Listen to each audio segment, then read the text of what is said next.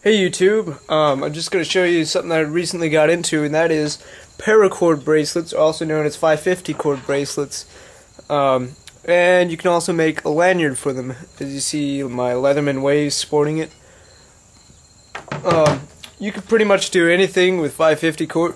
One of them is this.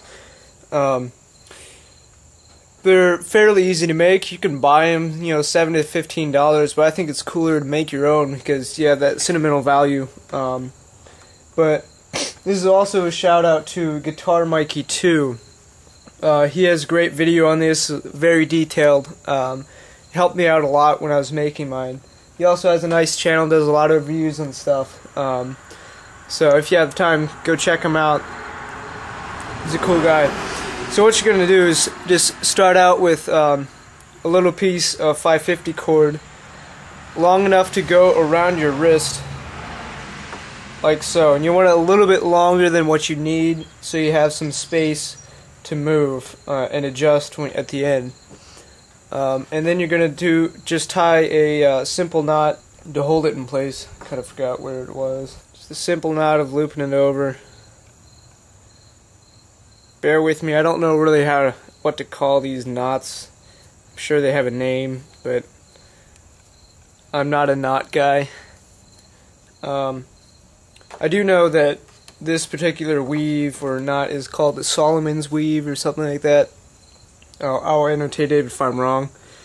Okay, so once you've done that, this will be the inside of your paracord bracelet and also your means of attachment. If I can even get it to stay like that. There we go. So I'm going to put this.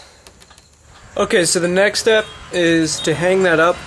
I found that it's a lot easier to work with if it's hung like on something. So I just took my mom's banana holder thing. You can probably find it practically anywhere that sells fruit. And it works very nicely as a means to hold it. But so the next thing is you're going to take about an arm's length of 550 cord, just one arm, and that will be your one side, and then leave the rest attached to this spool, you might say, or you just need some excess on the other side. You need the majority on, I don't really know the terms, but yeah, on this side. And so what you do is start from behind, take your right side or your longer side or whichever, and make an S over top. You want to keep these loops here because you'll need them.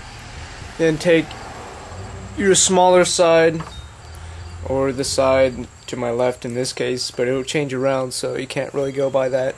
I tied a knot to mark it which one it is, and what you do is you'll put it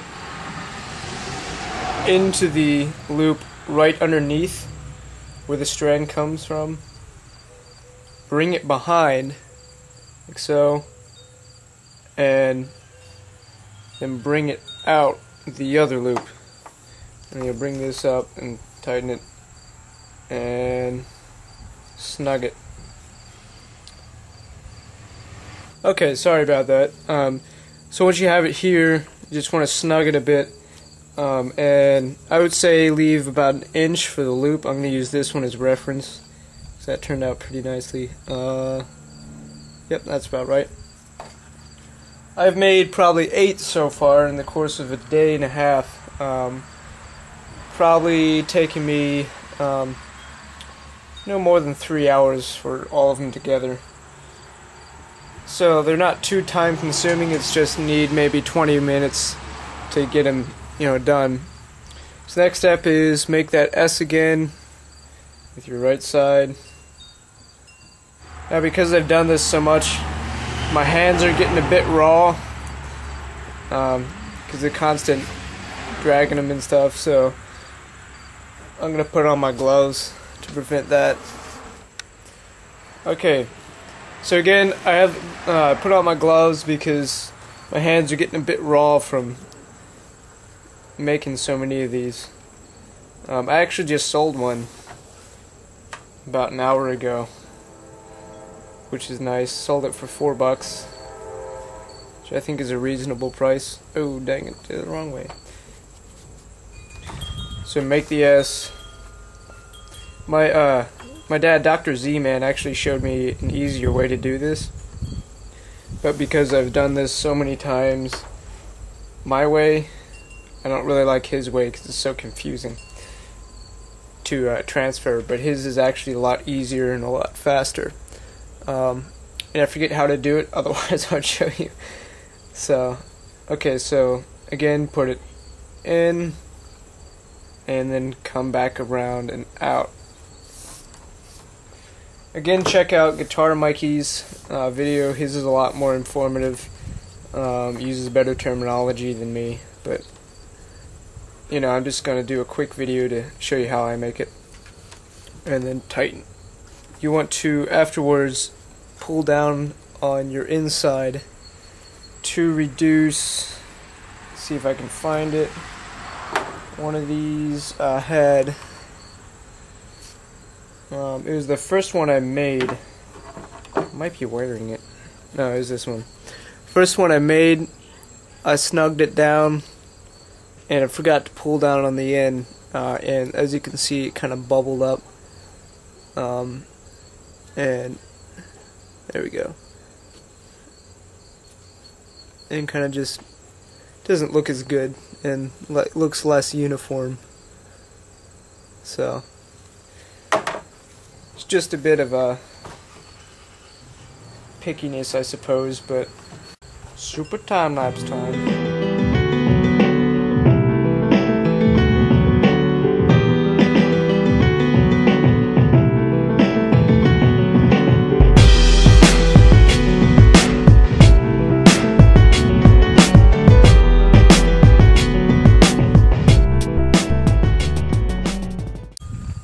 Okay, so once you get down to probably an inch or half an inch to an inch from the initial knot, I would suggest stopping and seeing if it fits.